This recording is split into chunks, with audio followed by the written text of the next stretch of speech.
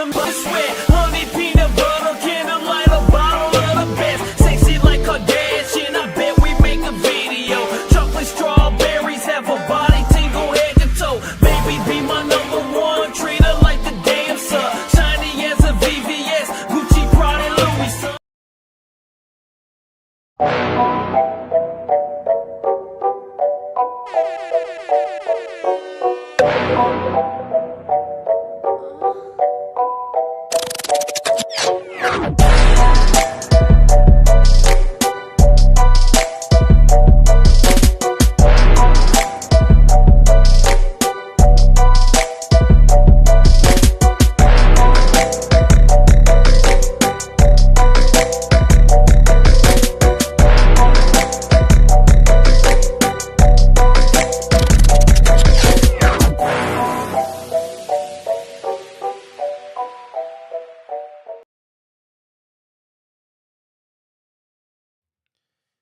Ladies and gentlemen, you are now tuned in to another episode of No Cap Reacts. I'm your man Bailey, a.k.a. Mr. Go Get 'em. And we are back in the building with another episode of The Conversation. So tonight, I do have a lovely guest in the building. She's actually extremely nervous right now. This is her first time on the podcast, right?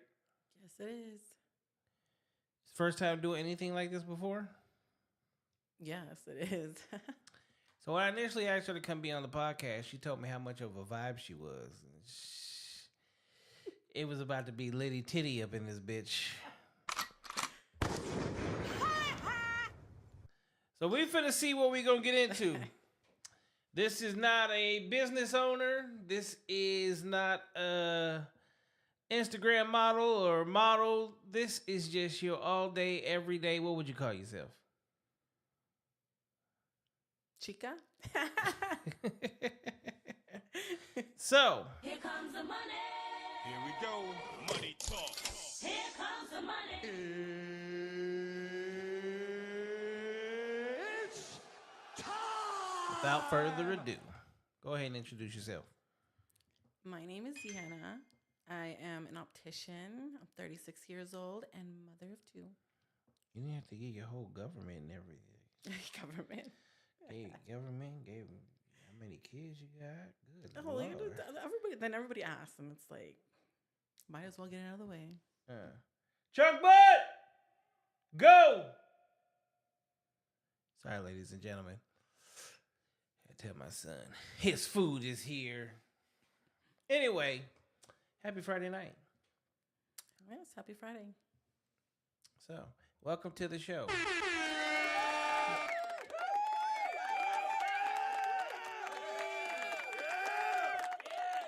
So, are you ready for this? I don't know, but let's go. She's nervous as fuck. And then she's a lightweight, so she can't even really have a shot. She's just in this bitch. All right. Well, let's make it happen. First and foremost, where are you from? I'm from California. What part of California? Gilroy. Gilroy. Yeah, the Bay Area. There's nothing there where you're at. It is a garlic capital of the world. Excuse you. The what capital? Garlic capital. Who the fuck cares about the garlic capital of the world? They have a festival every year. So everybody's running around with their breath stinking like shit. Everybody running around smelling like fucking garlic. That's the garlic. It's the garlic capital of the world. Okay, what else is it going besides garlic? They got cheesy bread. No, they have. There's like the outlets there. Yeah, you're right. There's not much, but Yeah, I'm from LA. I know everything California, from the top to the bottom. Gilroy has nothing going on. Right there next to wine country. You're getting in the middle of fucking nothing. Ain't not wrong. How long you been in Arizona? Oh, forever. Maybe 15, 20 years? How long were you in Gilroy? 10 years? And I moved back when I was like 19. Moved back. So you So left? I left. I lived here up until like I was like 19. I moved back for a few months. I didn't survive. Too slow for you, huh? And then I came back. Too boring. I'll just getting into trouble. How the hell you get in trouble? You'd be Go get her, guys. surprised. She was stealing the fucking garlic. No, What kind of trouble was you getting in? it just wasn't for me. What kind of trouble was you getting in? I had went back to amends things with certain family members and didn't go well. Okay. What's your nationality? I know that I'm Mexican, but I don't know another half of me. How not? Because my biological mother didn't want me, so I don't know biologically on that side. So you're adopted. I'm with my dad.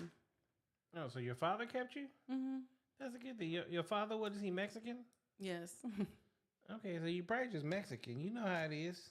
Traditionally speaking, Mexicans fuck with Mexicans. It's only this current generation that y'all like to dip your waters and toes in the black ponds and white sheets. All right. What do you like to do for fun? Oh, what do I like to do? I like going out. I'm going to a festival tomorrow, which I'm super excited about. Oh my God. Hey. Okay. Hey, you already know he's going to be there. Going to see. She's going to go seduce Pitbull. No, you're right. Going to, not trying. Going to. Yeah. She got to get ready for her man.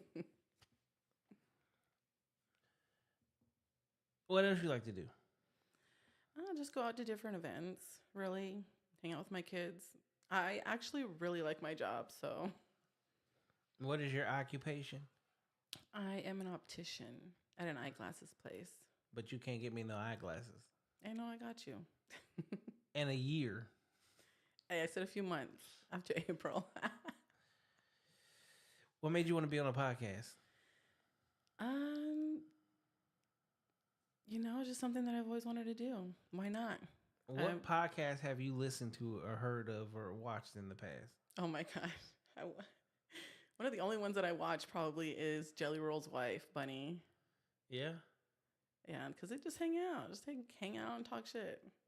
She's funny. She's so funny. So, everybody, my fans, people that watch my show know I used to do music.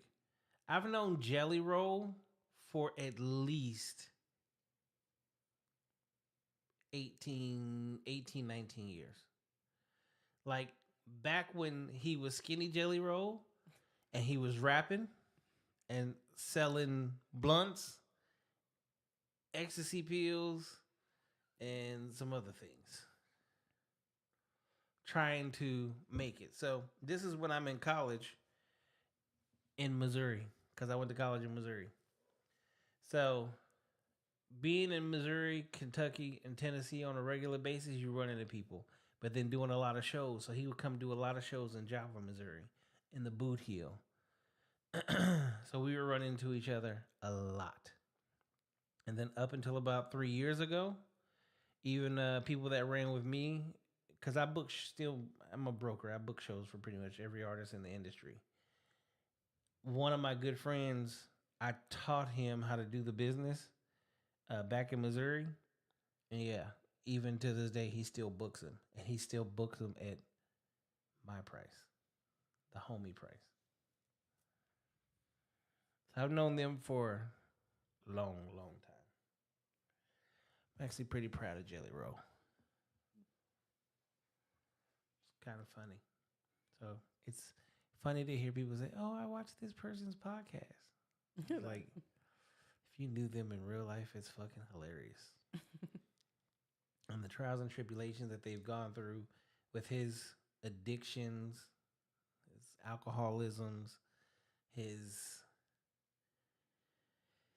doing good in the music industry, then doing bad in the music industry, then kind of being blackballed, and then he's changed his whole genre. He's changed his whole life in order to become who he is today. It's kind of crazy. What is it about her podcast that you like other than sitting around talking shit? It's just that she's real. She's genuine. The crazy part is everybody is. You just get to watch that. Like this is what I love about podcasts? What's that? You get to be yourself. See, let's say you have your own podcast, right? Mm-hmm. Do you think you would be any different than who you actually are? No. Exactly. So if you are a real person, you're a genuine person, 10 times out of 10, you're not going to change that. Which is like how my podcast goes. The way I am on my podcast is the way I am. How can I help you? Take your ass in there. I'm not worried. That's for you.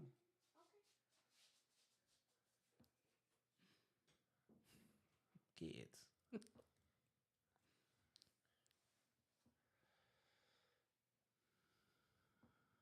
Still nervous?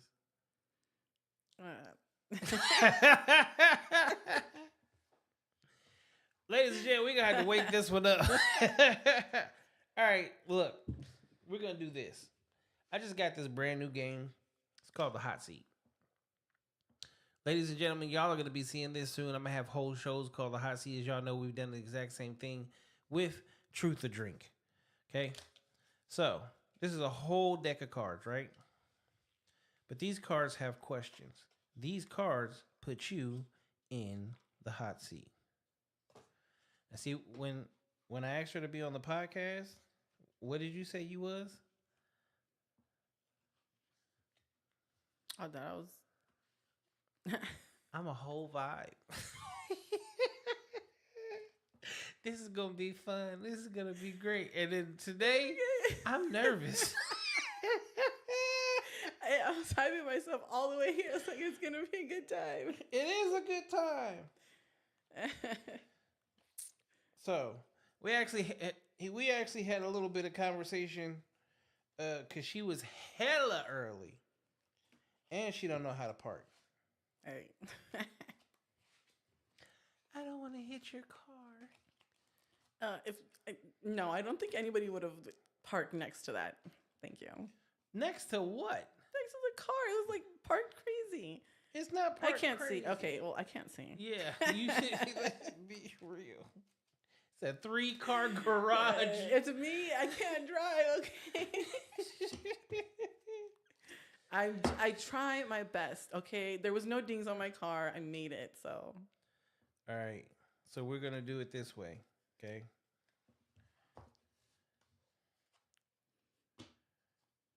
I'm going to pick a card out of this deck. I'm going to read it out loud. We both have to answer, okay? Okay.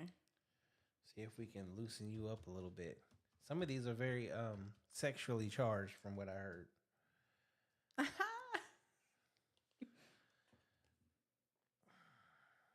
Wow. What is my signature move in the bedroom? Oh. Okay, you first. No. This is me. You need an icebreaker. What is your signature move in the bedroom, young lady? We're gonna get real personal tonight. Oh. I don't even know. What are you good at? It's been so long. What are you good at?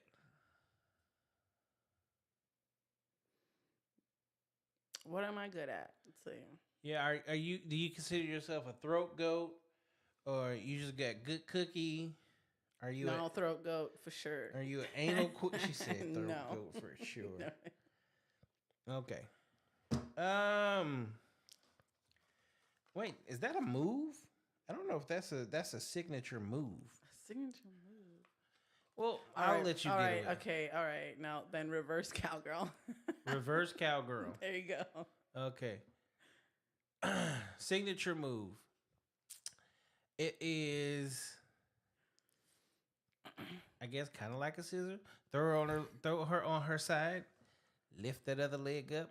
Straddle the bottom leg. and try to come out her throat.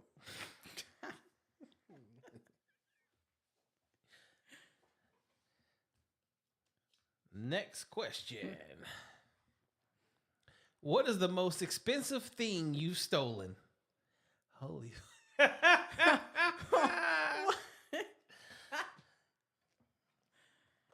Oh man. What's the most expensive thing you've ever stolen? I don't even know. What have you stolen in your lifetime? That last time that was like back in I don't know, 14? So you're a fucking thief. Oh, I did it once and What'd you take? what was it? It was a shirt. From a At store? Target. A Target. Mm-hmm. That ain't expensive. No. Anything more than that? Are you kidding? My dad remarried. Or my dad married. He wasn't married to my mother, but this lady was a hardcore Mexican. She would have killed me, brought me back, cleaned up a mess, and killed me again. Like, and that's probably the first time she's heard about that. She watching? If she is. Oh. That woman was scary. Most expensive thing I've ever stolen. I'm not a stealer. I'm a robber. I want you to know that I'm taking your shit. I'm not going to say what it is because it could actually probably still get me in some trouble. So let's just say it's pretty fucking expensive. It is pretty fucking thousands of dollars. Put it that way. You fucking 14-year-old klepto. It was one of those peer pressure things. Peer pressure? So you weren't even by yourself? No, I wasn't by myself. Oh, wow. You out stealing with a crew. Motherfucker. Next question. What would be my signature if I were a serial killer? What would be your signature? What would be your signature tactic? I guess let's if you're killing people, you're a serial killer. How would you kill them? What? How? Yeah, what would you want? So if you're a serial killer, what would you be known for? Probably stabbing people. Huh? Stabbing people. That's real fucking Mexican of you. Wow. Wow.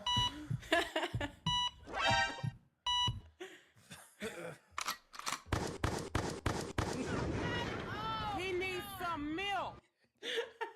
That is not original. Okay. What do they know? What are Latina women known for? Stabbing motherfuckers. Here she comes. What would be your signature as a serial killer? And the first thing she goes to is a fucking knife.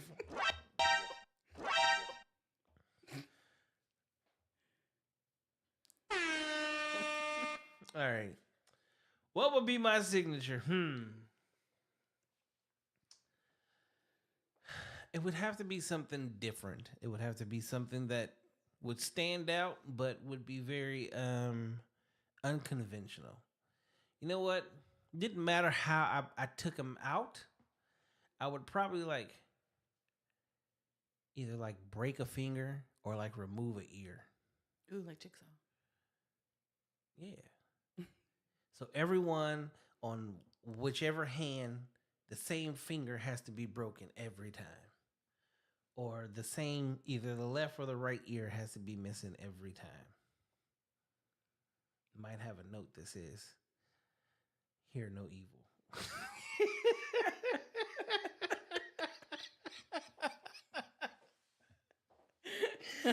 This shit would be ridiculous. See, you was scared for nothing, huh? We're not gonna do that one. That one's a little too boring. Too boring. She's like, "Where's the sex questions?" Oh. Wait, What- next one. What is the most disturbing sex dream you've ever had? What?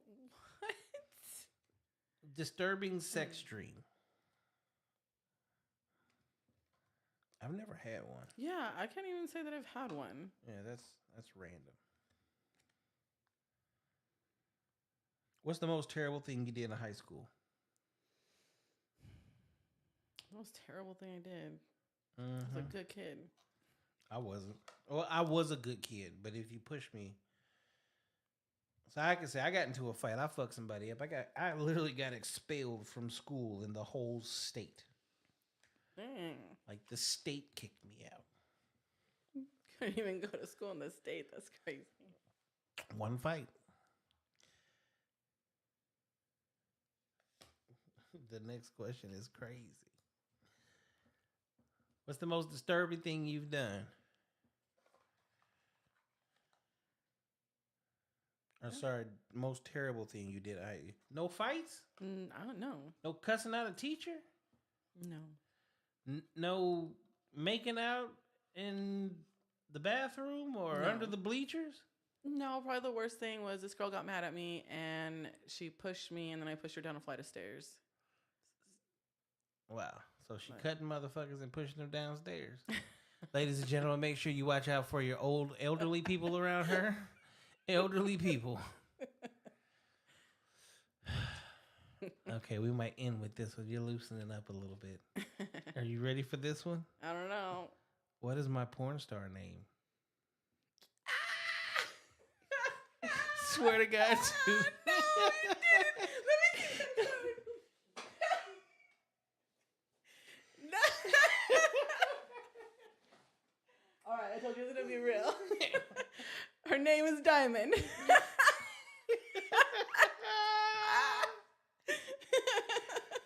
Oh my God. I don't know what my name would. I'll probably just go with the name that everybody know that I go by now, which is Mr. Go Get 'em. Just leave it at that. Why Diamond? That is the most typical porn star stripper name you can come up with. It started off as a joke. A few years ago, went out with a few friends, and it was part of their date night. Like, so everybody got together, and at the end, when you would play bowling, you would pick like somebody else would pick a stripper name for you, and that's what I got, and it's been a joke ever since.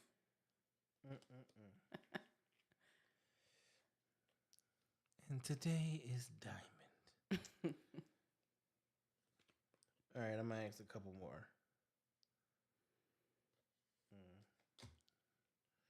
Put you on the hot seat.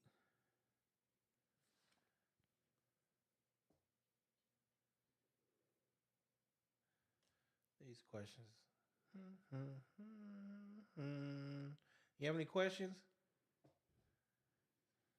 Yeah, they're just supposed to pick one, random one. No, I want some good ones. We're gonna throw you in the hot seat. It's called hot seat.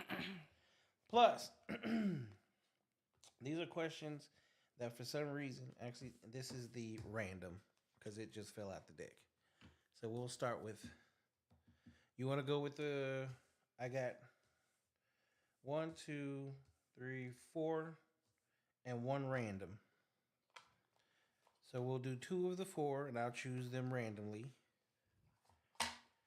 And then the actual hot seat question that just popped out, the rando. So we're going to do it like this. Top left, top right, or bottom left, bottom right. Choose one. Bottom left. Okay. Bottom left question reads as, what would I buy with a $50 gift card to an adult gift store? It just registered with her. It did. I was like, wait a minute. Okay. $50 gift card to Spencer's. What are you buying? Well, I shouldn't say Spencer because we got a bunch of real sex stores out here in Arizona. So Yeah, we do. $50, man. That's gonna get you not even an outfit. It's not even gonna get you a toy. No, I'll get you a toy. I'd get a toy. it'll get you a toy. So you're gonna get a toy? Yeah. What kind of toy though? Oof. The one with the rabbit ears.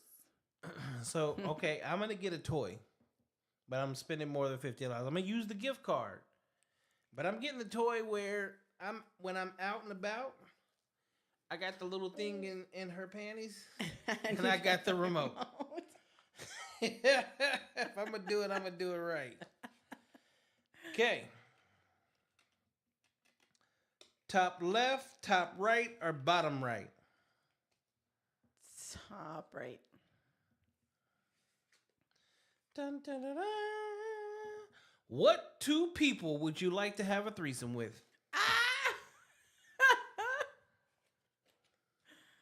What? Have you ever had a threesome before? Never. Would you? I don't think I would. That's a yes or no question. No. No? No. Why not? I'm jealous. I'm a very jealous person. What if it's you with two guys? Mm. Who you gonna be jealous of then? Oh. Mhm. I've never I've never You crossed my only mind. you only thought about you and another guess chick. I don't know. Hold on, you only thought about your man and another The chick. How about you're at the club and a husband and wife hit on you and you decide to go with them? I don't know. That is too crazy. That doesn't happen. It actually doesn't happen a lot. So you wouldn't do it? No. Two people that I would have a threesome with. Oh, shit. See, there needs to be some clarifications. These people that I know or just any random motherfuckers? 2 celebrities. 2 celebrities? Yes. Well, Megan Good's for sure going to be one of them. Definitely taking Megan Good down. And then Salma Hayek in her prime. Oof. For sure. Okay, rando question. Last one. What is the weirdest thing you've ever walked in on? The weirdest thing I've You ever catch your parents doing the deed? Oh, thank God, no. Okay. Ever walking on your father taking a shit? No, actually, I haven't. You got siblings? Yep. Brothers? I do have a brother. And you catch him doing anything? He wasn't. No. Your life is boring. Actually, no. Funny thing, the most weirdest. Okay, that doesn't. I didn't walk in on it, but we were watching a family movie one time. I had to have been like 16, and my siblings were like 12 and 8. I don't know. But so we had just got done watching Transformers. And my dad turned the movie off, and you know how like on HBO Prime they have like the hardcore porn like after 10. After 10 p.m. So it was we in call it Skinamax. It was in surround sound that this was happening. Oh, let me. Yeah. Wow. Paris was getting it in on the HBO. Oh my gosh. HBO. You feel better now? I do. Okay. All right. In Phoenix, Arizona, you've been here for the last 15 years, you said? Yeah. All right. What do you think of Phoenix? It's hot.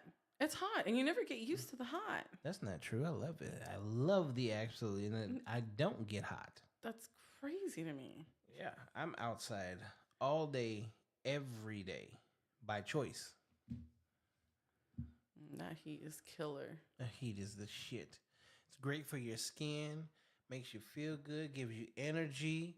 It literally brings you to life. It is the truest version of vitamin D. No pun intended. I have to watch you because we have had a couple of conversations. You like to flirt. It's just because I'm smooth. You're smooth. I don't mean to flirt. So it's just is that your natural demeanor Yeah. that gets you in trouble with the guys, your boyfriends, any of your exes? They ever say you flirt too much? Yes. Oh. But I just I don't know. It's just me. It's not a bad thing. Certain people, you got to know how to handle certain people. Mm-hmm. I know when I have conversations, I flirt, I talk shit. It just happens. And sometimes people just take things that I say like out of context. But I think it's funny when it happens. I'm like, not what I meant, but okay, let's go with it. Lets me know where your head's at, you little pervert. Fucking freak. Okay, 15 years. We talked a little bit. So you were in a relationship for how long? 12 years. And you've been single now for how long? It's like January. Okay, what do you think how do you think, on a scale of 1 to 10, how would you rate dating in Phoenix? Oh God, the worst. Why? Because everybody just, it's a link up world. Everybody just wants to link up. Nobody wants to get to know each other. Okay. So you think it's hookup culture? Yes. Okay. In the realm of hookup culture, how do you think it got to that? People stopped communicating. I can agree with that.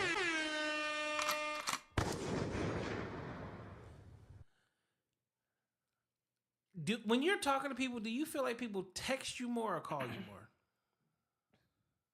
Text for sure. Okay. That is I'm thinking, I never know think, because I'm old enough to know. Since the introduction of the first thing that was introduced that removed it was not the phone. It was the two-way pager. Genuine had a whole song on it. Okay. After the two-way pager, they basically took the two-way pager and made it into the cell phone as we know it today.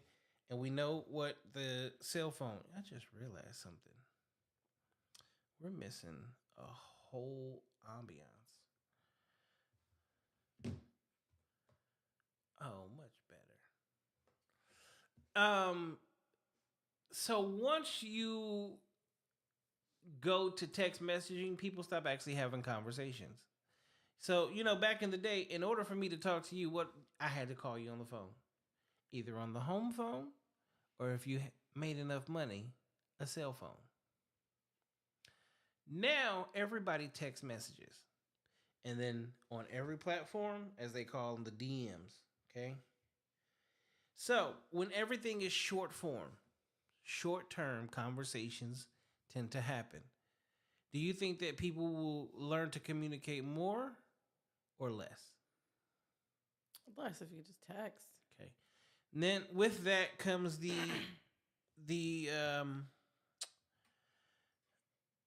influx of Instagram. Now with Instagram, now everybody can portray a life that, they want other people to see. It could be the realest aspect of their life, or it could be the fakest aspect of their life. Right? But you would never know until you actually get to know them. So you go look at their profile, you see pages, you can see what? Cars, clothes, a lifestyle that's not actually real. A lot of people fall in love more with what they see than what they actually see. So just based off of that, you put enough pictures on the internet and you'll have everybody believing your life is super lit. But in real life, you could be at home fucking miserable as hell, depressed, unhappy, whatever. But no one knows the truth about you because they only see what they see online, right? Mm-hmm. So you get to dating. Now, fast forward, Real World was like the first reality TV show?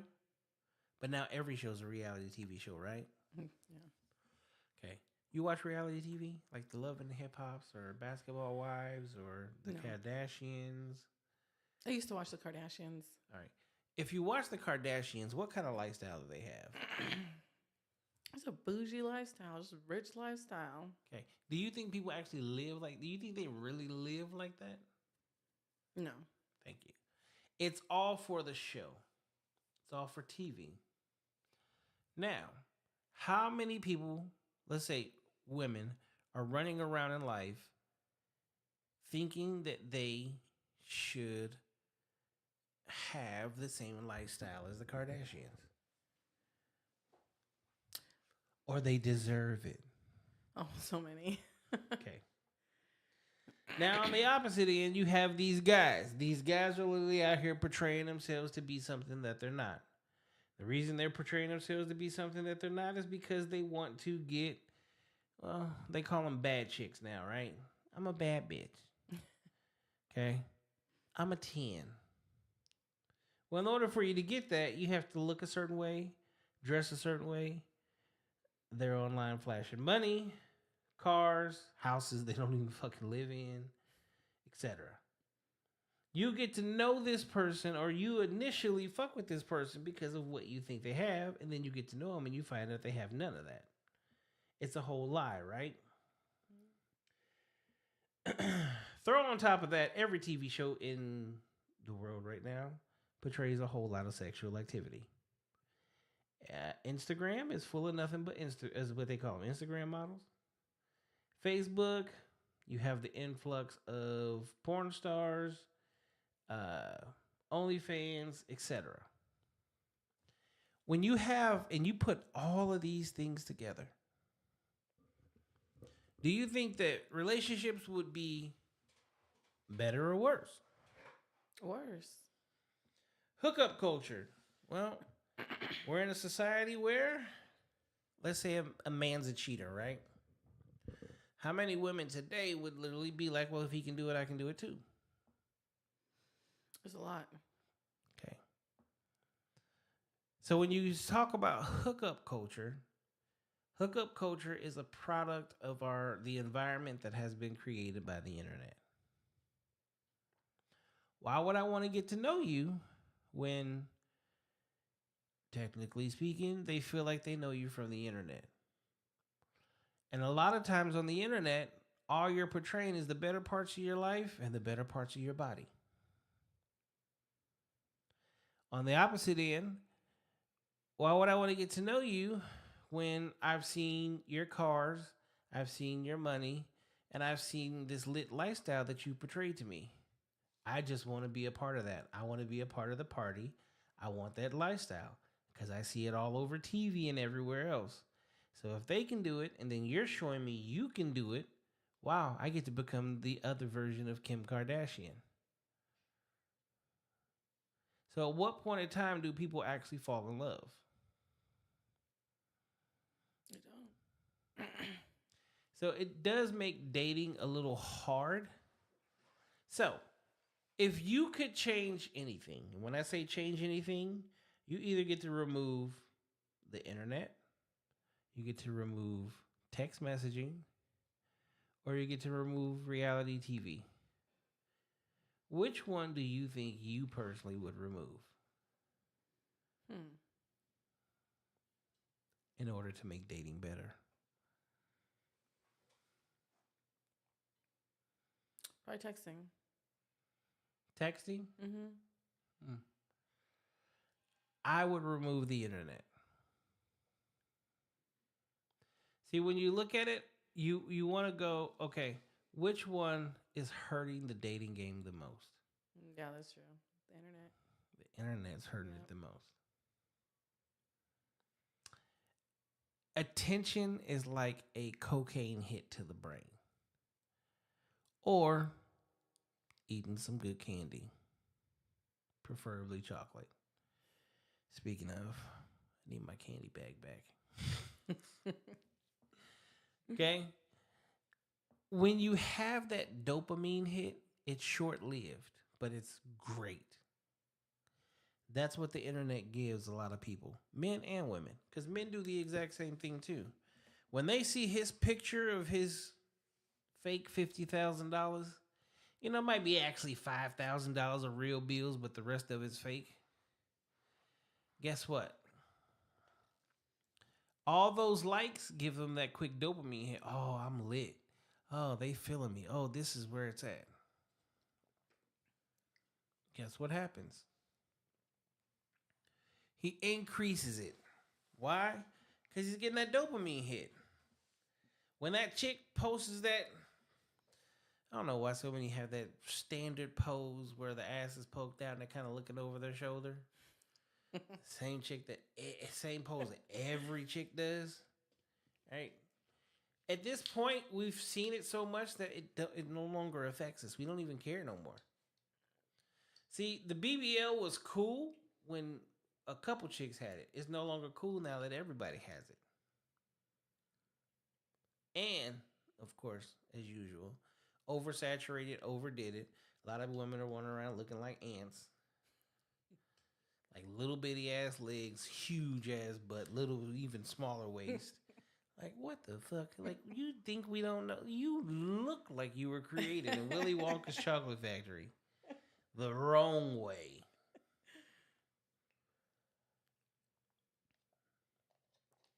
So, you remove text messaging, I remove the internet. What's left? Reality TV? Yeah. Reality TV probably wouldn't exist because it needs the other two for it to be worth it. Just based off of you removing text messaging, what do you think would get better? You know, no, I take that back because I would say communication, but then there's still the internet that would still Kill the communication. kill the communication. So without texting, you'd be forced to call, but again.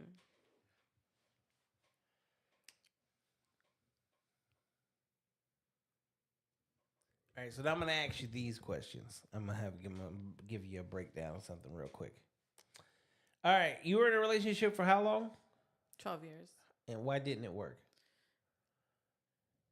For a number of reasons. Okay. Let me ask you this: do you know your worth? Do I know my worth? Yeah.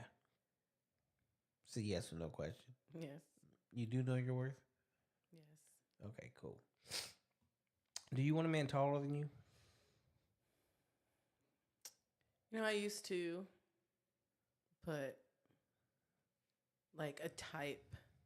No, we're gonna keep it super simple. Super, okay. Well, Okay. Yes, preferably yes. Do you prefer? This is your dream man. Would you prefer a man taller than you? Yes. Would you prefer a man stronger than you? Yes. Would you prefer a man smarter than you? Yes. Would you prefer a man that made more money than you?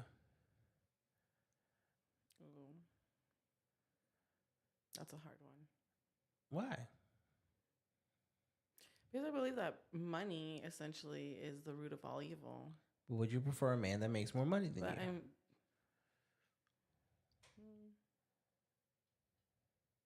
Yes. Okay. Would you prefer a man that's bigger than you?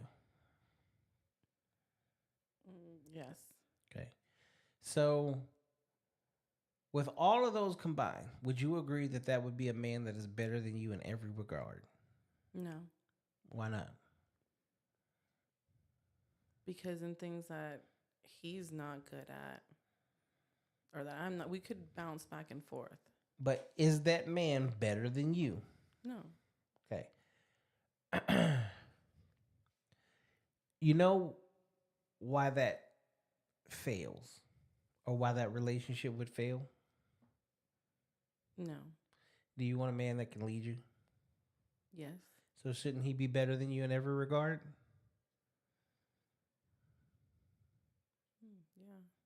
Yeah. See how that doesn't align? And the biggest thing is it probably just hurts you a little bit to go, oh, wow, like he would be better than me. No, nobody's better than me. That's ego. But if you remove the ego, right, would that benefit you as a woman? If we remove the ego? Yeah, if you remove the ego and you're okay with going, yeah, I do actually want a man that's better than me, and then you end up with a man that's better than you, isn't that a benefit to you? Yes. Okay. Not only is it not a benefit to you, is that also a benefit to the potential children you would have or to the children? Yes. Okay. Now, because he's bigger than you, stronger than you, taller than you, makes more money than you, all of these different things, are you getting a man that covers what you feel like you're worth?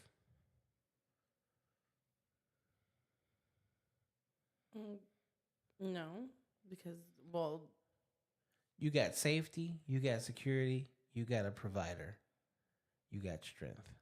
What more would you ask for? Oh, and Love. stability. Love.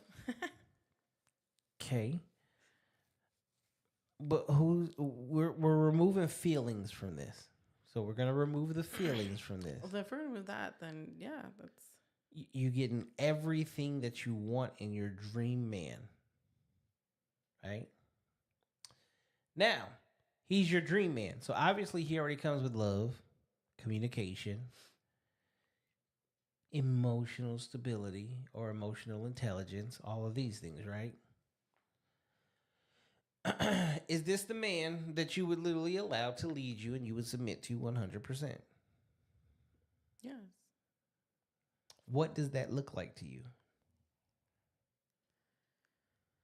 Being submissive, so as in like wifely duties. So cleaning the house, making sure there's meals made. So you're relating that 100% to traditional relationships, grandma and grandpa. Yes. Okay, I mean that's a good thing. That's not yes, bad. Yes and no, because I feel like then it's like there was a stipulation where men do like outside work and women strictly do inside work. But isn't that the way it's supposed to be? No. Why? You just said it's hot outside. Yes, but And you don't want to deal with the heat, right? I'll be out there. No, but we don't care about it. So why would you go do something that you don't want to do when we gladly go do it and we're perfectly fine? To help. Okay, but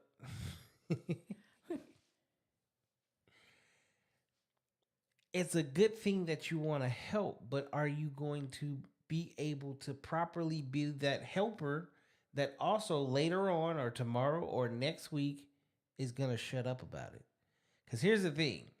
When shit doesn't go your way, 9 times out of 10, don't you go, well, remember when I was outside helping your ass and it was 119 degrees?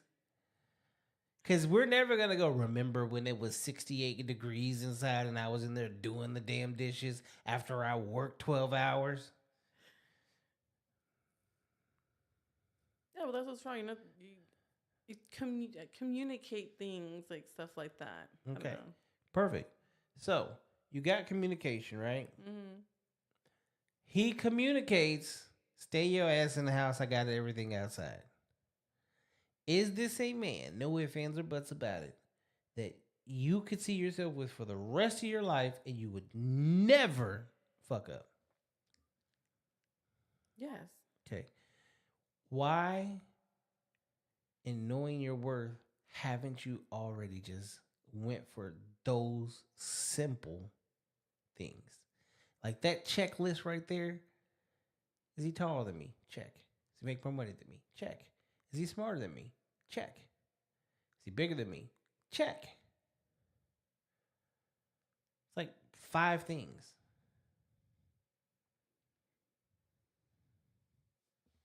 It is. How many times on a first date do you go, what's your sign? Oh my gosh. I don't believe in any of that. How many times have you asked a man what his favorite color is? Try numerous. How many times have you asked a man what he enjoys to do? That's like typical. I feel like. Okay. Now, in a relationship, what's more important? Those things or how he looks at life? Those things or how he plans to raise children? Those things or what his financial goals are? Those things or how is his relationship with his family? It's so important knowing the family, how they is with the family. See, here's the thing about dating. You know why dating's hard? Because nobody's asking the right questions. If I was, let's say right now, we're meeting for the first time, not for a podcast, but we're meeting for the first time, we're going out on a date. What would you prefer for me to take you to dinner or go sit at a park bench? Go sit at a park bench. Why? Because you find out more about someone. Okay. I will say you're the first person to ever say that. Dom DeMarco. Everybody wants to be taken out. They want the experience, right? Dating today has not been about getting to know people. It's getting to know people's experience in life. And that's why dating today is failing. Okay. Now, let's say you meet this guy. You spend the next 2 hours at the park bench talking, getting to know each other. You guys are getting along absolutely great. Are you going home that night or are you fucking him? And be honest. I'm going home. Why? Because it's just, I feel like it's more valuable to save yourself. So Valuable for who? You or him? both. Okay. So you can't speak for men, but I can tell you a little bit of thing about us as men. You think he's going to try to fuck you the first night? More than likely. Okay. You know why? As much as we got along, I know I'm not going to get the truest version of you until after that. See, the only thing that you have to dangle over his head is the fact that you guys haven't had sex. The moment you have sex, guess what happens? You have to be the best version of yourself. You have to show him what you're really worth. He's no longer going to chase you for sex. He's going to chase you for the best version of yourself. I have this analogy that I put out there. Say, this is the start, this is the finish, okay? If you put your vagina here at the start and your heart at the finish, who wins?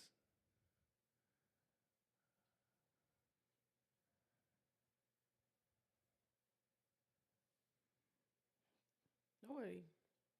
Not true. So when you finish the race, he finishes the race. Your vagina's at the start. Your heart is at the finish. When the race is finished, what does he get? The love. Your heart. Right? Mm-hmm. Okay. Now, let's switch it. Or let's change the race. At the beginning is nothing. At the end is the vagina. So you're making him wait. You're putting him through all these different things. Hey, do this, and this, and you're going to get the vagina. Okay? Once he gets the vagina, what happens? I feel like they leave. Race is over. But Correct. He got what he wanted.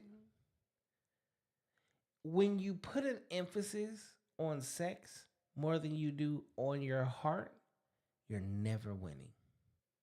Never. Now, knowing what your perfect man is and what you deserve, and taller than you, stronger than you, bigger than you, all these 5 little things, right? Have any of the men in your past met those requirements? no. Okay. Why not? Honestly, because I was looking for something, that I don't know what I was looking for. Okay. So if you know what you deserve, why would you ever settle?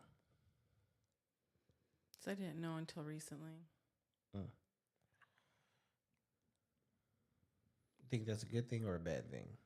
Uh, You think that's a good thing or a bad I thing? think it's both, honestly. But more of a good because at least I realized. Okay. Would it be a good thing or a bad thing to have breakfast in the morning or breakfast in the evening? It doesn't matter. I eat breakfast for dinner. True, but you haven't eaten anything all day long. You only get breakfast once. Would you prefer to have it in the morning or in the evening? I would prefer the morning or in the evening. I don't really like to eat in the morning, but So you're gonna go the whole day starving.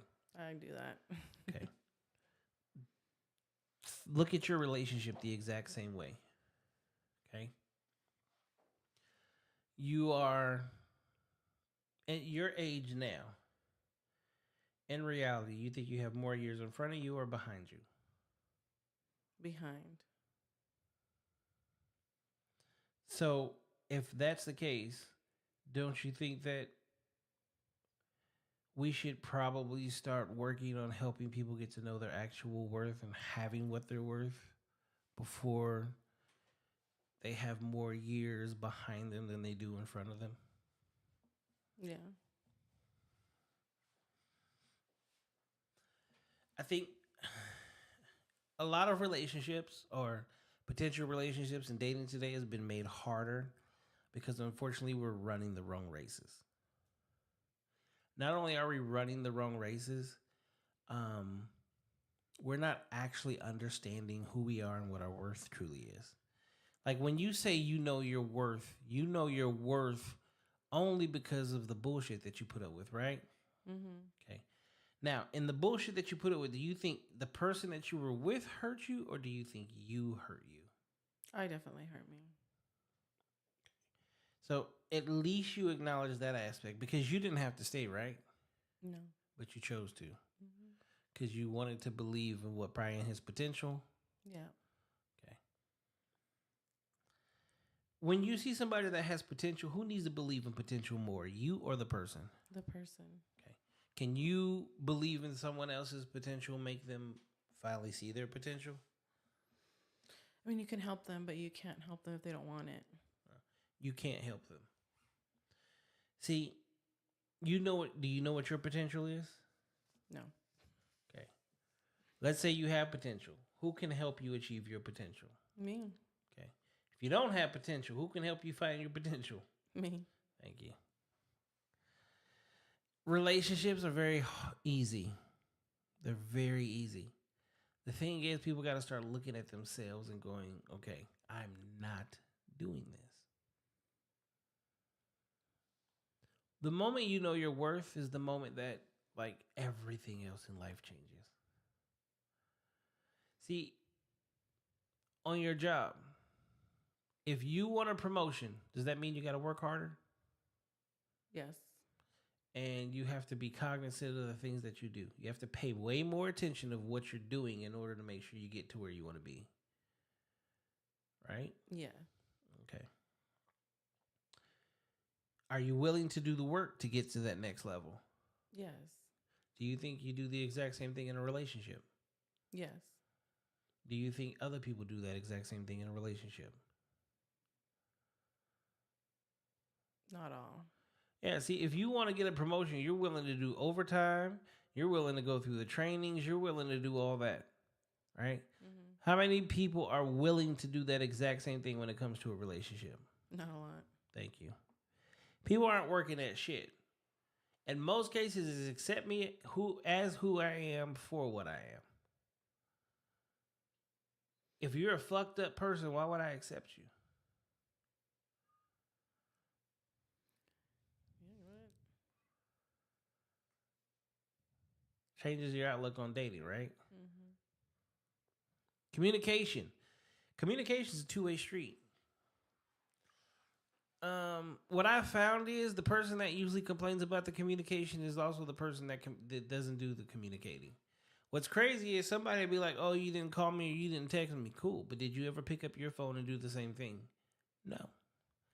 And they'll say, I didn't want to bother you, or I knew you were busy, or I knew. Why would you complain about something you yourself didn't even do?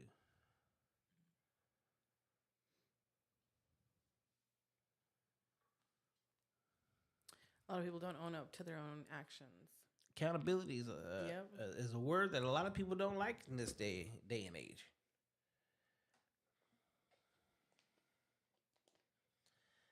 So, in hearing this, if there was something that you could actually change in dating now, what would it be?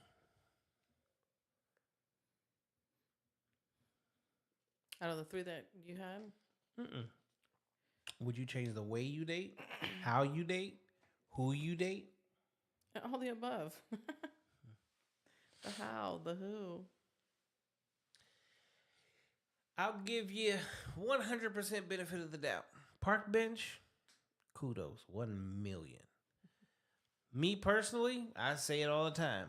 If I want to date you, our first date's never going out. Never. Because I can't get to know you. I'll meet you at Barnes & Noble. We can go sit down and have a conversation about our favorite book. We can go sit down in a place that we know is quiet because it's a bookstore and just have conversation. We can go somewhere where we can sit outside if you want to. I don't give a damn if we count the stars. What I'm going to find out real quickly is if I can stand you or if I can't. If you like me or if you don't. Because if you don't like me, you're not going to stay. If you like me, you're going to stay. It's about the easiest thing in the world to do. And it's gauging whether or not you're compatible. And in order to find out if somebody's compatible, it's really super simple. Can you stay in the same room or realm of someone else for a long period of time that has nothing to do with food, money, or alcohol? On a scale of 1 to 10, how comfortable are you now? About 9. Okay. It's been what? Hour? An hour. Hour ago, you was nervous as fuck. This is how every date typically would go. Everybody shows up nervous. But give it an hour, you become comfortable. Once you become comfortable, you get to show who you actually are. And so do they. So when you go out to eat and you're only at a restaurant for like an hour and then you leave, you weren't even in your comfort zone yet.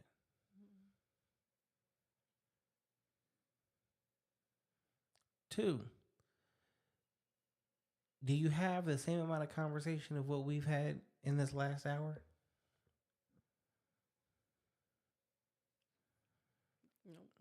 No, because you're at a restaurant. So you're ordering food, you're talking to the waiter, talking to the waitress. You know, you're having small talk, asking stupid questions like what's your favorite color? Where do you like to work out? Like shit that don't mean nothing because you're just making small talk. No one's having the real conversations of like what it takes to make a relationship work. Asking questions to see if there's actual compatibility there. You know inevitably what's going to make you happy, right? Yeah. Okay. Let me ask you this. Do you know what inevitably will make a man happy? No. So if you don't know what will make a man happy and you're dating men, would you be the only happy person in the relationship? Yeah, if you didn't communicate.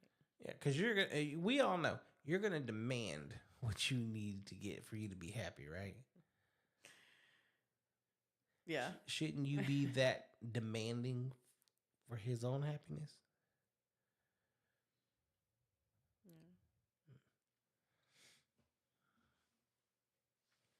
That is the epitome of being a helpmate. That is the epitome of being a wife. That is the epitome of being a absolute good girlfriend. That's how you end up with a ring. In society, these things are no longer going on. Text messaging, social media, reality TV. You remove all three of those together, oh my God. Dating would be amazing. Now, there's a big elephant in the room because you brought it up early about cheating, right? Yeah. All right, cool. I have a theory about cheating. Actually, I don't have a theory. I have one.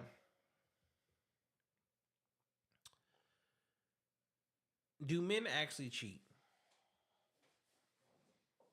Yes. How? They talk to other. Well, no, they sleep with other women. They go out and see other women. Okay, perfect. What do you consider cheating? Talking to a woman in a certain context. Such as? Like if you're being flirtatious. Okay. So if a man is being flirtatious with another woman, that is him cheating. Yeah. Okay.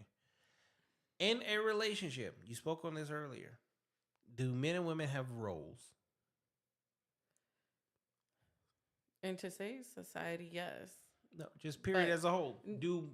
Are there But no. roles in relationships? No. There's no roles. Because if you say there's no roles, that means that man doesn't have to be your safety, your security, your provision, and none of that shit. You can actually take on that role, and then he can just clean the house and shit. I mean, if need be, it's happened. But does it work? But no, it doesn't work. Thank you. So we have to be honest with ourselves, okay?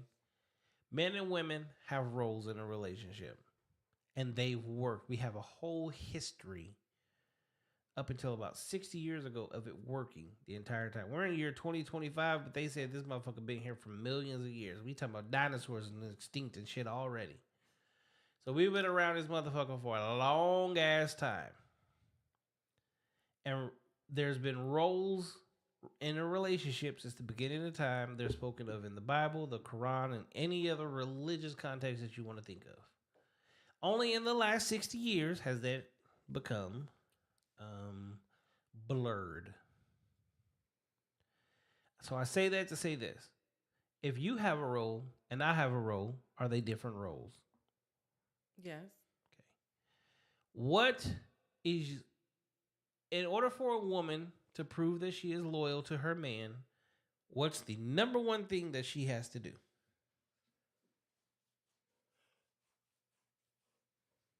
To show she's loyal, that is. Just be honest. Just be honest. It just requires honesty. I don't think it requires honesty. Okay.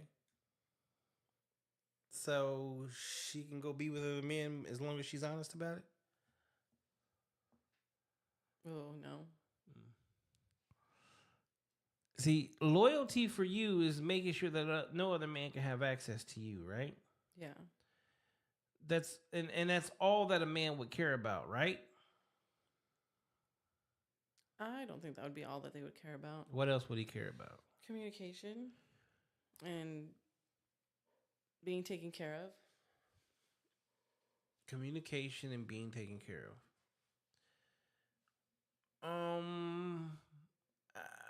I'll agree, but at the same time, I'm gonna disagree in a lot of major ways. See, here's the thing. As long as I know no other man has access to you, I can give two shits about whether or not you communicate about it. And then you making sure no other man has access to you is taking care of me, our relationship, us, in ways that you could never physically do. Does that make sense to you? Yeah. Okay. Now, for a man, what is a man's role in a relationship? And how would a man show his loyalty?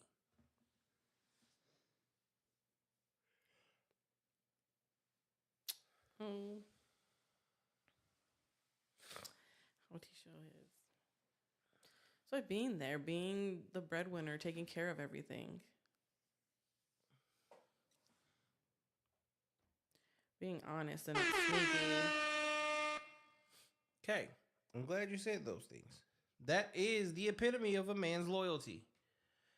Okay. I'm going to give you a scenario. It comes from a relationship psychologist, right? She asks and she posed this question. You have to answer it. One or the other. You cannot say both, okay? Okay. So you've been married for 28 years. So we're in dream world. You've been married for 28 years. In this 28 years, you found out that your husband cheated once or had a family on the other side of the city. Which one hurts you the most? You have to choose one or the other. Sex with a woman one time, one night, or a family on the other side of the city. Which one hurts you the most? The family. Why? Because you keep going back. Okay. It wasn't just a one-time occurrence. Okay. This is why cheating with women has never bothered you guys. It's a blow to your ego, but here's the thing. It doesn't make him disloyal. See, if he's taking care of another family, does he love her? He's giving away his seed. They've created a family. He's actually paying her bills, being her safety, being her security for a whole nother family. You're the only person who's supposed to get that, right? Yeah. Okay. See how when you ask an actual question, and I love that this came from a female relationship psychologist. She actually proves to you how much society makes you believe one thing over the other. But with the moment you remove society of it and put yourself in the shoes of somebody else, and you're going through those things, how easily sex disappears. Because as a woman, you do understand that sex for a man means nothing, right? Yeah. Literally, we could fuck a dog. As long as we get off, we're good. It sucks, but that's just the way we are. Okay? But you can't do that. You get emotionally attached. You fall in love. You go through all these different things. Okay? Now, biblically, you familiar with the Bible? Yeah. God told men to go out and do what? Multiply. Yeah. His exact instruction to man was go out and multiply.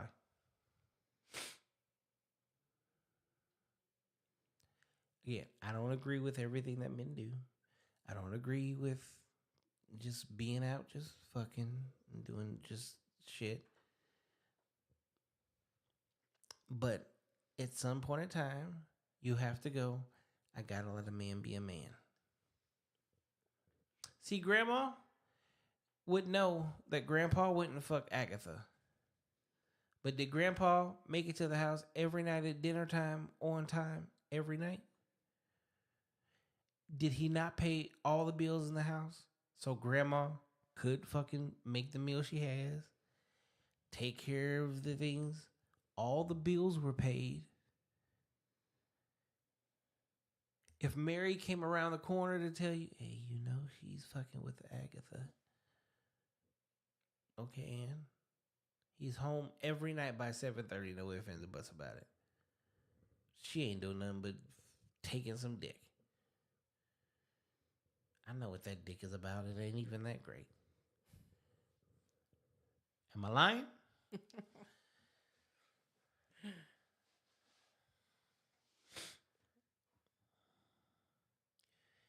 Until real conversations are had and things are broken down where you actually have to think about them in a logical manner, makes more sense, right? Yeah. Okay. Then we have to go with this, because this is the thing that is always missed and a lot of you overlook. Would you ever fuck with a dude that other women didn't want? It depends. No, it doesn't. See, yes or no answer. Would you Yes. fuck with a dude that other women didn't want? Yes. Why aren't you doing that now? You know how many dudes are sitting at home right now on Twitch or something? Just fucking fat and sloppy, ain't making no motherfucking money, just sitting there playing video games all the time? How come you not? There's hundreds of thousands of those. You are not interested in none of them. No. See how the argument starts to fall apart once you start to get questioned on a little bit?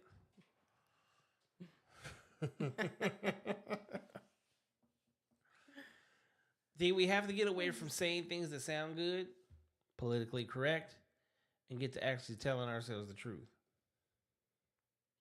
Not gonna be so politically correct. Then let's throw in the fact you want a man that's better than you in every regard, right? Yeah. You think other women want that man? Oh yeah. Okay, but he chose you.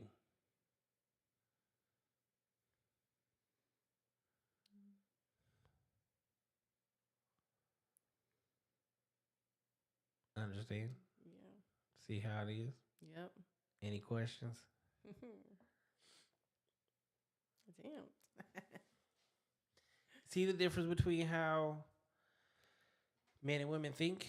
Yeah. See how when you remove emotion and you add logic and questions are asked, um, things start to make sense? No lack of communication there then, huh? Nope. Makes it real easy, right? Yeah. But also it gives you the room to let a man be a man, right? Right. But if you want him to be a good man, what's the first thing you think you would probably have to do? Let him lead. Choose one. First thing you got to do is choose one. They're everywhere, but guess what? They're not where you want them to be. See, if you wanted a perfect man, where do you think you might meet him at? I don't even know. Yeah, because he ain't going to be at a Pitbull concert. Good men, good hardworking men are at home. They might be out. You catch them at the grocery store. You'll catch them at some of the events like basketball, baseball, fights, maybe at a local bar.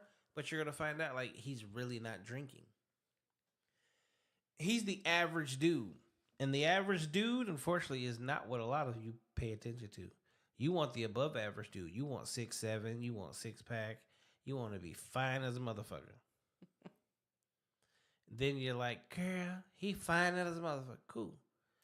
Well, what you need to start asking yourself is there's 5 things I need to start looking at. Does he meet any of those 5? You better be getting at least 4 out of 5. Anything less, guess what you're doing? Settling. And failing. And y'all love to say, I refuse to settle. But every man in your past is you doing what? Settling. Can't refuse to do something that you have a habit of doing. Bad habits are hard to break. You have any questions? No. Anything about us as men that you might want to know? And those of you in the chat, you can also ask questions. Add your questions to the chat. We will definitely answer on both sides. You can ask her questions or you can ask me questions. Speak up and speak out. So, do you have any questions for me? No. Not right now. None at all? No. What the hell? What the helly? What the hell? Yeah. None at all? What the hell? Is this what you were expecting? No, it was different. I like trying different things, so. Yeah, but is this what you were expecting? No. What? I didn't have any expectations, honestly. None at all? No, because then when you set expectations and they don't meet them or they go different, and then it's just, no. What were your thoughts on me initially? You got a random stranger in your inbox. Somebody, have you ever been on a podcast? I thought, where? What? It was early too. It was like 4:00 in the morning. I don't sleep much. And so it was random, but I didn't process it first. And I just said yes. Like, okay. All right, so give it. This was probably a week and a half ago. We had a conversation. Yeah. Okay. Over the last week, what is your thought process on me? That you're just open and friendly and we're not judgmental. Not at all. What would I judge you about? I mean, we have, I know some things about you now that other people don't know. But here's the thing in life, you, you have to allow people to walk their own path. And it's not for me to agree with that walk. You have to agree with your walk in life. And I will say this, and I say this not just to you, but I say this to everybody. If you're doing something in life that you feel like you need to keep a secret, you might want to make a change. I was in a 9-year relationship with someone. In our 9 years, we openly saw other women. I'm the type of person where either I'm extremely monogamous or I'm extremely polygamous, which means I have more than one girlfriend. Y'all are both gonna know each other. We're gonna be one big happy family. No bullshit, no arguing, no fighting. No, it's not happening. Okay? No ifs, ands, or buts about it. I'm definitely leading the fuck out of this situation. We're gonna make it happen. Okay?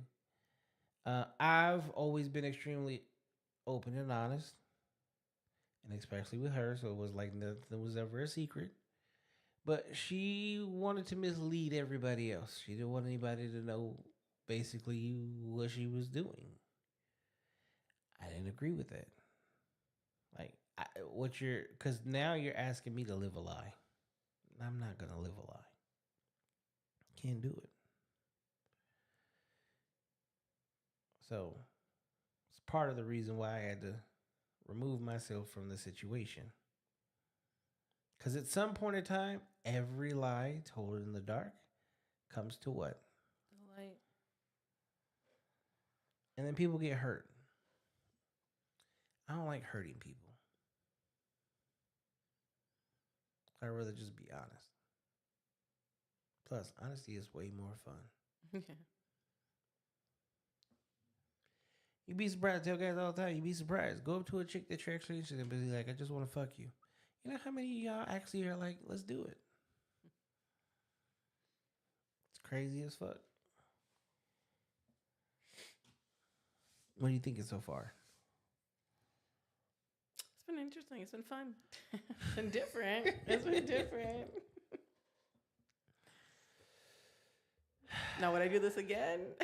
I don't know. Would you do it again? I would, because I wouldn't be nervous. No, I don't think you would be nervous next time. No. And then, see, here's the thing. Most of these are usually interviews, you know, talking about a lot of different things, which let's change subject a little bit. This one's going to pull at the heartstrings a little bit, though, too. Okay? You're a single mom, right? Mm-hmm. If you had a message for other single mothers, what would it be? You're a lot stronger than you think. And that's just those days that you don't know when you're going to do it or how you're going to do it. You get it done. You get it done. Now, if you could change anything, would you prefer to be a single mom or have help? A single mom. Why?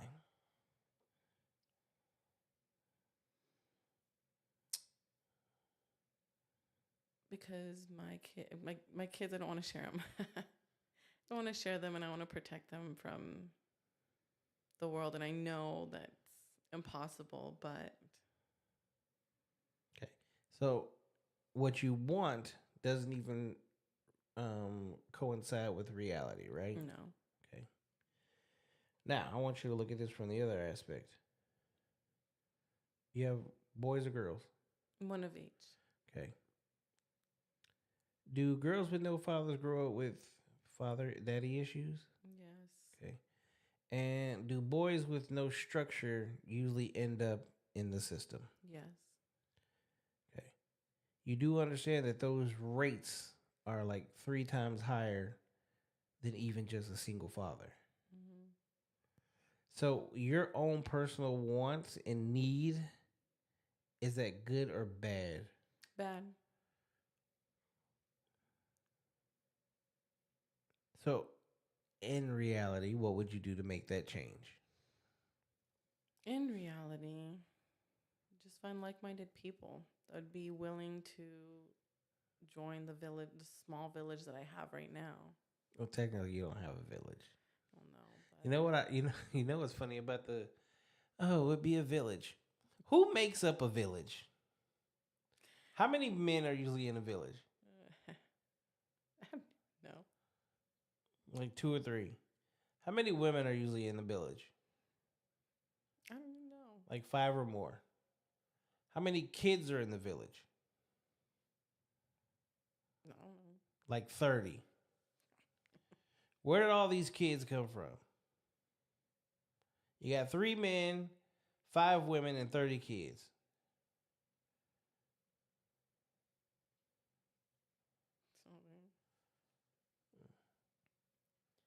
So that requires 3 men, 5 women. Who has more than one wife? See, when you truly break down a village or even just fucking turn on National Geographic, for Christ's sake, you can actually see it in real life.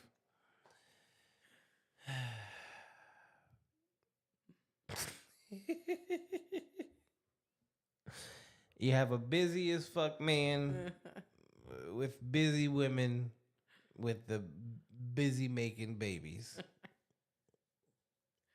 One of those women is usually already pregnant. After the other sister wife already popped the baby out. So, as a father, I'm a father, currently single. Okay. Here's the thing. You know the crazy part? I would never sit here and say that I don't want a woman in my life. You know why? I have a daughter. Can I teach my daughter how to be a woman? No. Correct. She has to see a woman. Can I teach my daughter how to properly accept love from a man? No. But she can see that when she comes home every day and she sees me loving on whoever I'm with, right? Right. Okay. Can I teach my son how to be loving and nurturing? No. You've been here. You see how me and my son interact, right? Yeah. He needs the softer side, doesn't he? Because dad don't give 2 shits about shit, right? Okay. But I understand that. And I understand, like, I can't give my kids every fucking thing. See, I'm present on Father's Day because I'm a father. I'm never present on Mother's Day because I'm not their mom. But in the society we live in today, on Father's Day, you're right there going, I'm a father because I'm both. I do it on both sides. And on Mother's Day, you need your kudos too. But the crazy part about it is, have you ever seen a father go like, I need a break from my kids? Yes. No, men don't usually say that shit. I've But how heard many moms are like, I need a break. I need a break from my kids. Oh, yeah. That's your break. Understand, kids are way bigger than you and what you want. Your mama bear needs to turn to a bear cub. In real life, it's God, man, woman, children. The man puts God first, the woman puts the man first, and by this divine instinct, the kids naturally become first. You know why? They learn nurturing, they learn love, they learn structure, they learn everything that you would need to be a proper human being. 2, when you don't want to have those difficult conversations or put the kid in a place, aka beat their ass for doing some shit they ain't supposed to be doing, does a man do that? and it doesn't bother us because we understand we're doing what's best for our kids. Whereas when you get mad and you decide to whoop your kid's ass, it's very emotional. Like you're actually mad. You're actually angry. You're actually fucked the kid up. We're not emotional like that. So we know how to tone it down. But when you've been pushed to your limit, there's no tone. It's, where's my knife at? I'm the knife serial killer. Make sense to you? Yeah. See, finding a partner is not about you when you have children. It's about your family. And finding someone that is okay with an already ready-made family.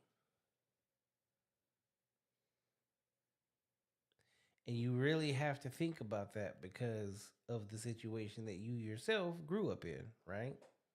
Right.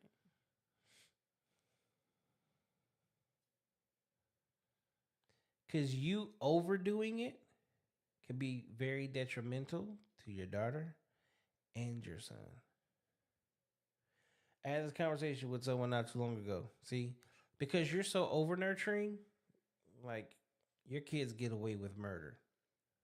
The bad part about it is as they get older, well, your son might actually get away with murder or murder and not get away with it. But you're going to swear to the world he's innocent and you love him, and he's not even like that. But would it be true?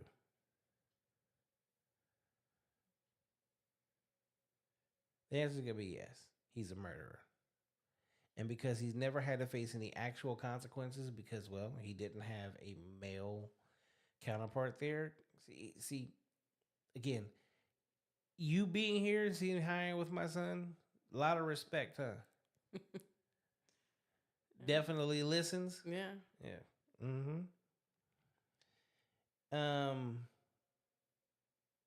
There's a thing called healthy fear. Your children should always have a healthy fear of their parents. Why? Because are there consequences in life? Yes. Okay.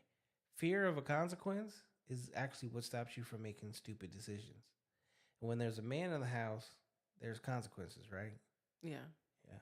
And then when they finally leave the house and they're in the outside world, if they do something stupid, is there consequence? Yes. That's where that healthy fear comes into place.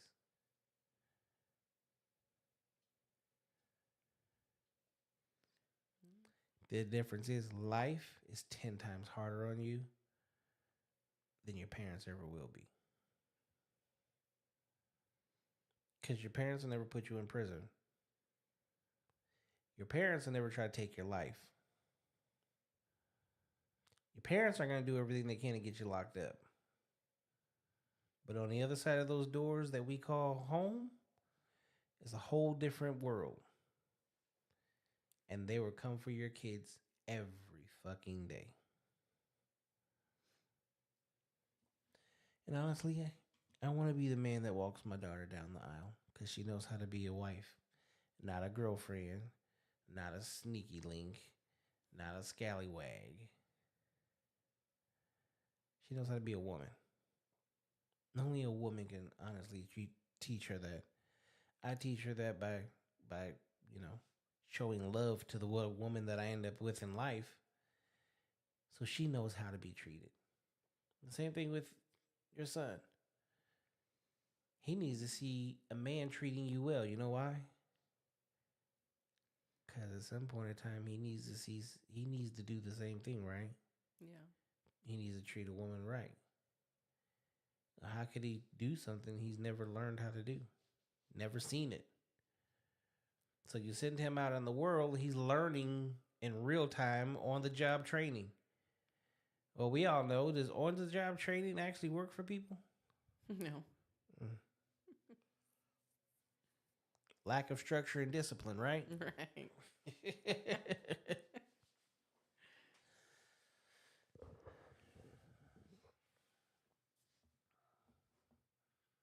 You got no questions? No, my. She's, Told you I've been trying to think of stuff like all week. she's like, what am I doing? Have you ever heard any of this? No.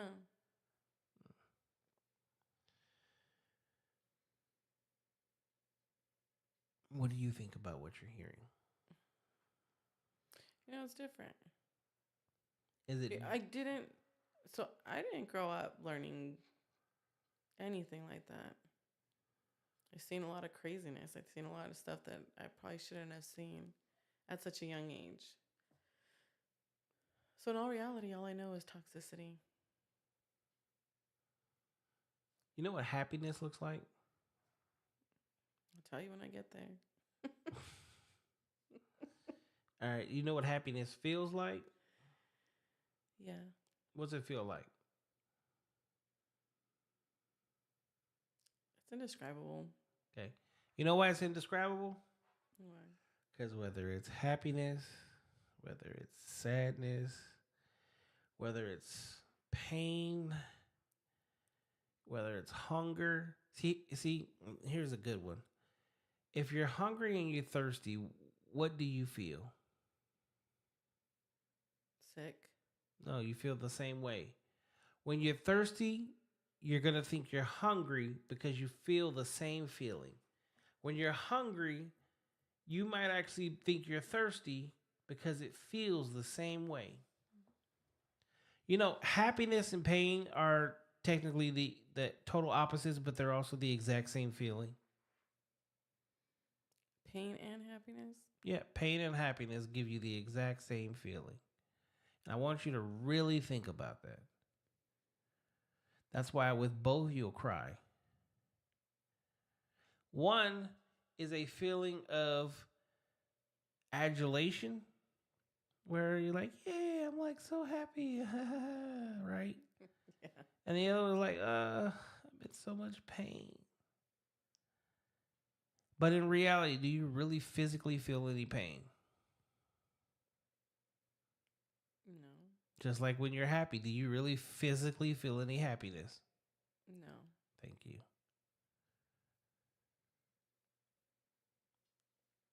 See, we associate things with words, but when you actually look at the things that you're associating it with, and you want to put a physical feeling to it, it doesn't exist.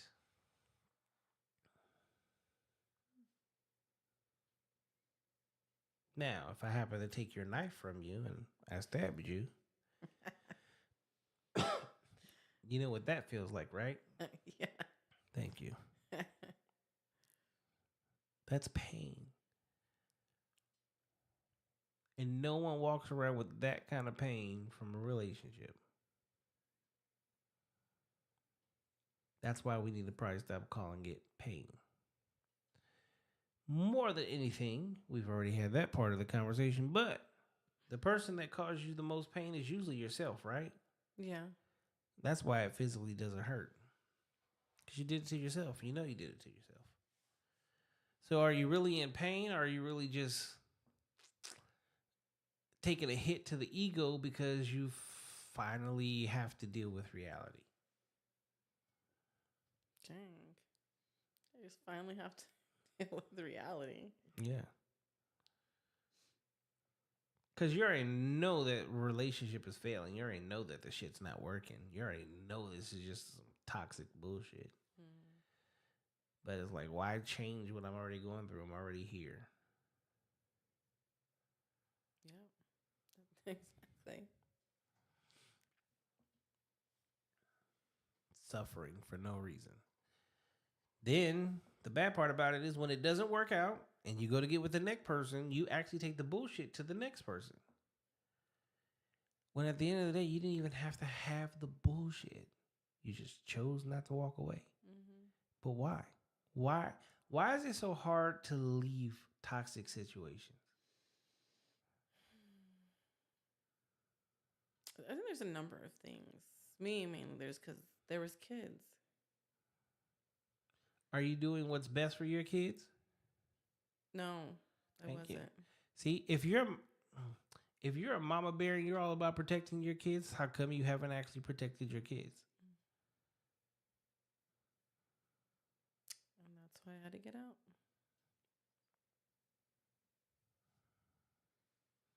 So when you break it down like all the way and you really get deep off into some shit and you start to have again a real conversation, see, you'll go home and you'll think about it and be like, damn.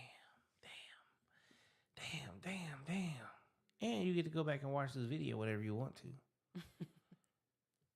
That's where you comes the real self-reflection. But it's not reflecting in true self-reflection until you see where you went wrong and you fix it.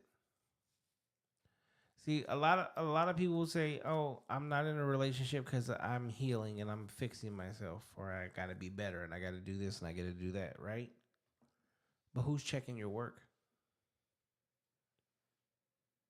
Who are you fixing yourself for? See, if you're like, "Oh, I'm healing," or "I'm not ready yet," how do you know? Because you're not allowing yourself to be out there to find that out. 2, in order for you to know if you're ready, somebody has to check your work. When you went to school, in order to know you passed or failed, you had what? A test? Yeah. And your teacher did what? Checked it. Okay. Who's checking you right now? Nobody. Okay. And then here's the thing. In a relationship, it involves somebody else, right? Mm-hmm. So who are you getting ready for if there's no one there?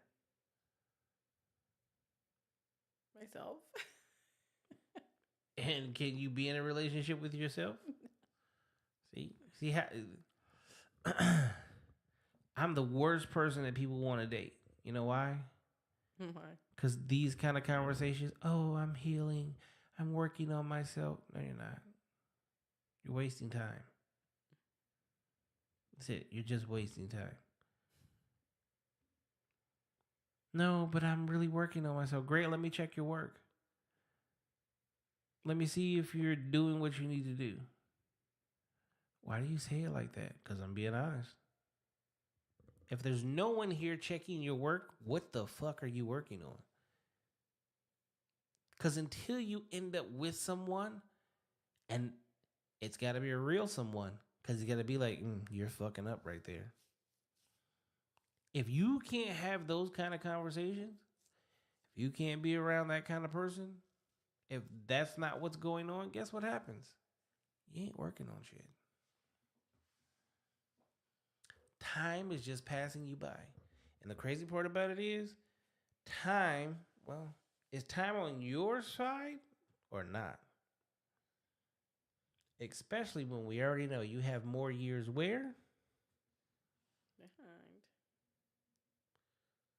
So don't you think that maybe what's in front of you, you should probably experience something better? Yeah. Different when you put it in that perspective, right? Right. Mm-hmm.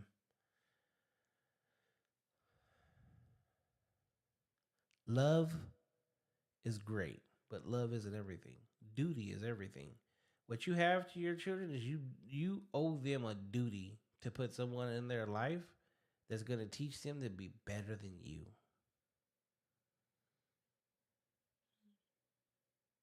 That's not a you thing. That's all of us as parents. As parents, it is our jobs to make our children better versions of who we are. So if I allow my kids to have less than what I have or equal to what I have, I'm doing them an injustice.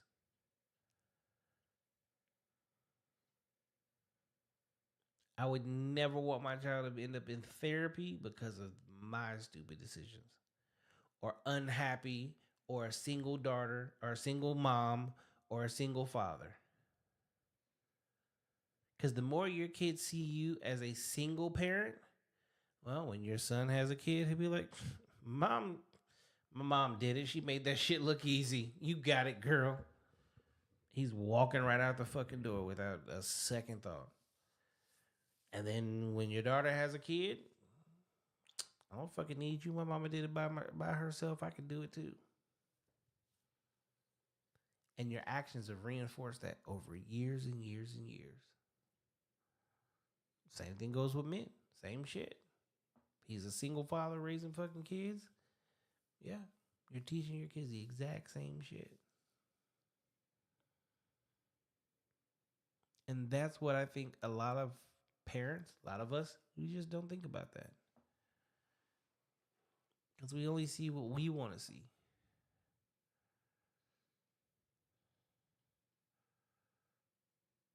But the moment your kid's like, Mom, I want to go outside and throw a football. Then you go, well, I don't know how to throw a football, and there's not a man here. Changes the game. And your little girl, I want to have a tea party.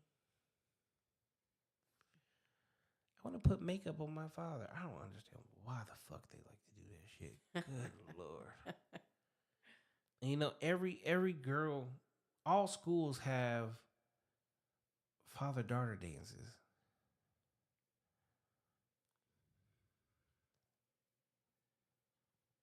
Shit's crazy.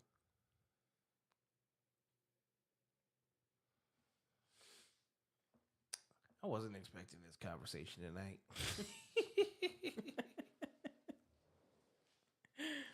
She tricked me. She's like, I'm a vibe. We finna have fun.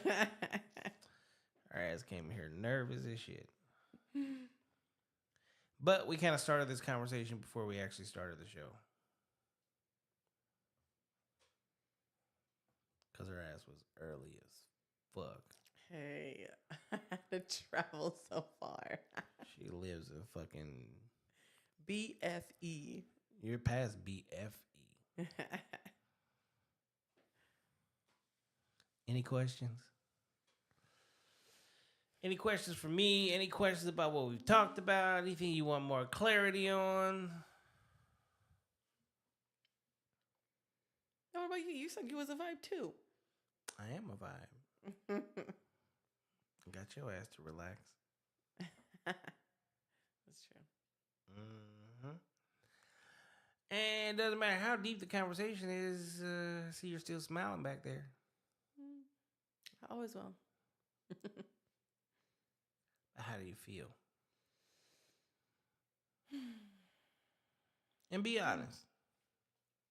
I'm glad I did this, actually. I'm grateful. So thank you for reaching out to me. You're welcome. I'm doing something different. God works in mysterious ways. Yes. Sometimes it's not what you want to hear, but it's what you might need. And it could be the difference between the decision you make today and the decision you make tomorrow.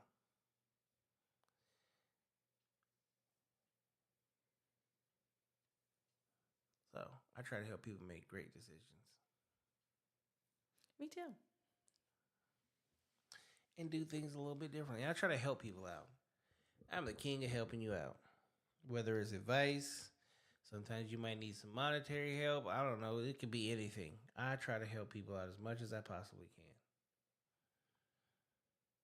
It's just one of those things in life. I like to do that and pay it forward. I don't call it paying it forward. I call it paying it, period. It's like when I'm driving down the street, if I got cash on me and I see somebody standing in the middle of the street with their little sign, I don't care if they're using it for drugs or alcohol. It's not for me to know. I'm giving it to you to help you in whatever your situation is. And guess what? If they're a drug addict, it's what a lot of people don't know, but I've had family members like that. If they don't get their fix, they end up in the hospital and they can die. Help them the fuck out.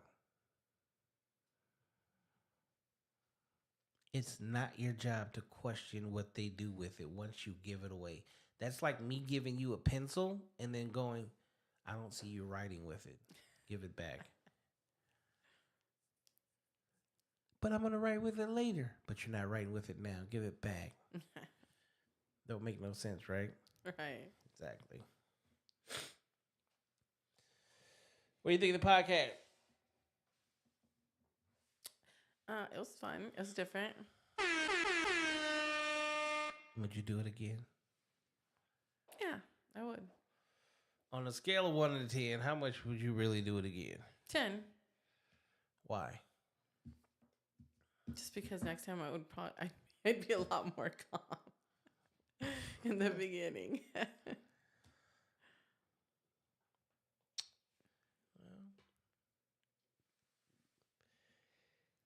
Here's the thing. We sat here for what? About an hour? Mm-hmm. We had a few different conversations. Okay. This is like a continuance of where we currently were in the first place. Okay. And then we already know you have some secrets you aren't ready to reveal to the world. So that's not even a conversation at all. So, here we are. You know, the beauty of the entire thing is, did you learn something tonight? Yeah. See, here's what I tell people all the time. If you want to, you really want to know something, and you really want an honest opinion, call me. Because I'm going to tell you. And guess what? It's not always what you want to hear, but it's probably what you need to hear. That's usually the difference.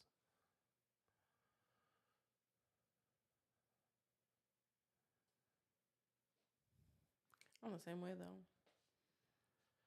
A lot of my following get a hold of me to talk about different things. Let me ask you this, though. If you were truly healed and in a better place and okay with not being so toxic all the time, would you get better advice? Yeah. Like I said, maybe you needed this.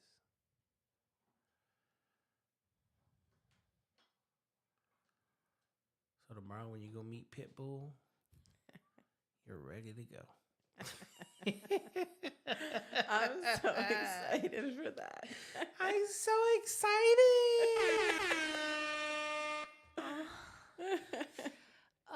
She's already told me she's trying to get him in the boom boom room.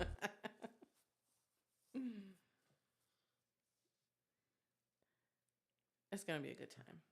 So your two celebrities, who would it be for your threesome? Oh my gosh. Yeah.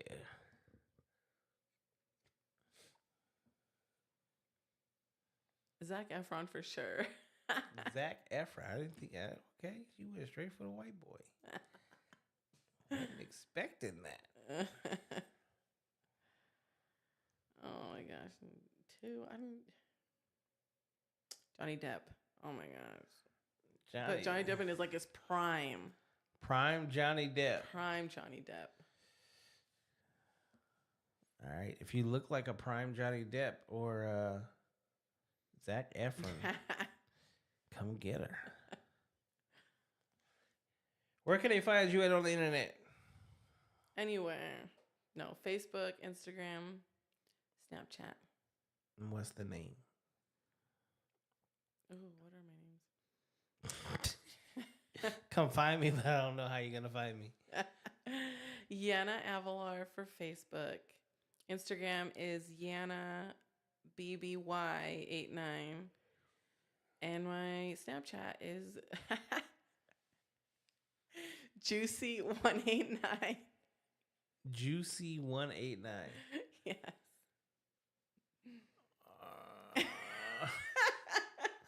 Why Juicy? Well, because almost everything I own is Juicy Couture. Okay. And a lot of my clothing has Juicy on it, and it's just become something that the internet made up, and I liked it. I ran with it, and okay, I'm Juicy. But are you juicy?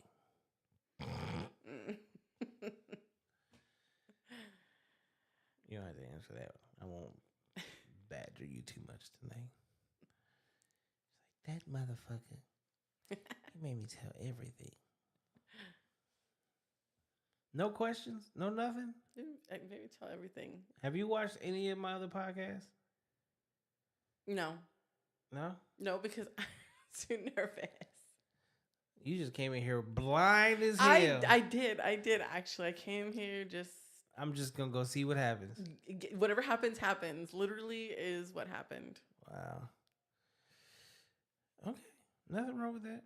Whatever happens, happens. Well, this is what happened. You happy? Yes. You sure? Yeah. Okay. No questions? No. Ladies and gentlemen, this is where we conclude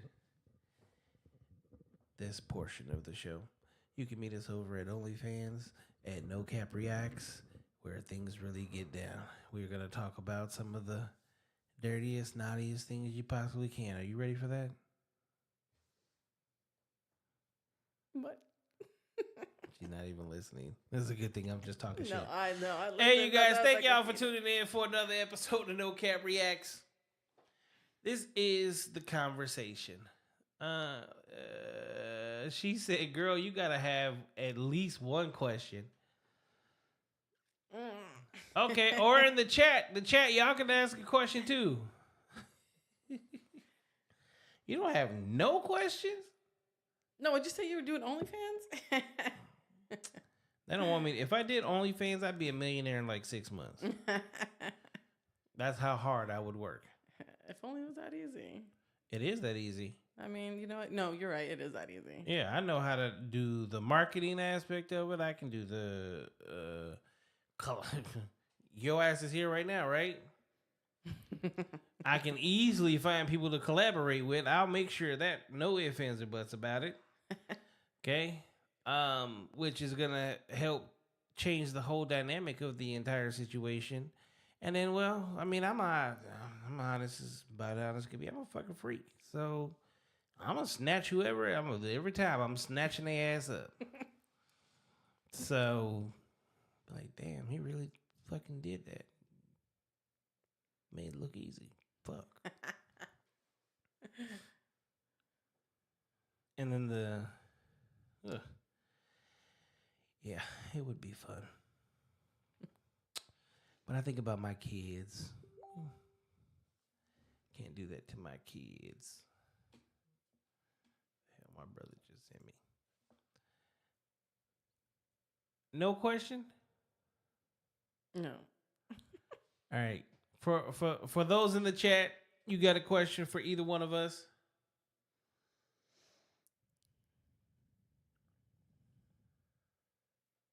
Going once? Going twice? Sold. So you want to come back? I'd come back. I'm gonna actually have your ass come back. We're gonna see what happens on the second go round. see what happens. I do have this question. When you say you're a vibe, what does that mean? For me, it just means that I'm carefree. Carefree. What's off limits for you in life? It's off limits. Yeah. As in anything.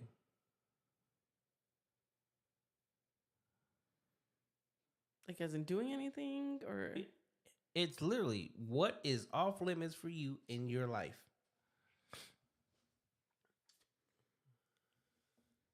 I don't know. It's just like things I won't do. Like what? Like I won't go on a cruise. Why not? Because it's scary being on a No, boat. it's not as fucking fun as hell. I already did one. No, I'm good. Jumping off a plane? No, I'm good. Parasailing? I'm good. A haunted house? I'm good. You won't do a haunted house? Oh my God, your ass just scary. Yeah, no. You riding around with knives, being a serial killer, but you scared of a haunted house where everything is fake scare. Yeah. You scared, huh? Turn this lights off on your ass. I don't know. How you sitting here in the room in the dark, be like, okay, Google, play scary music. And one of my friends just found out that I'm highly afraid of clowns. I don't do clowns. Would any of your exes be clowns? Each and every one of them. Sound like you might do clowns.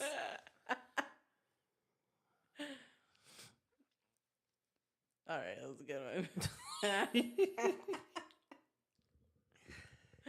I can get anybody to relax.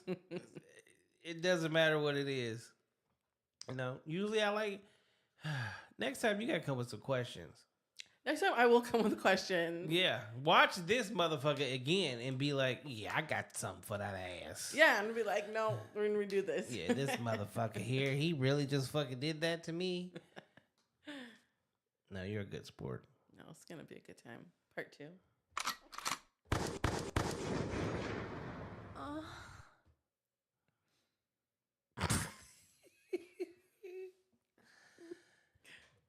They said, Milo, I'm the friend that just found out about the clown.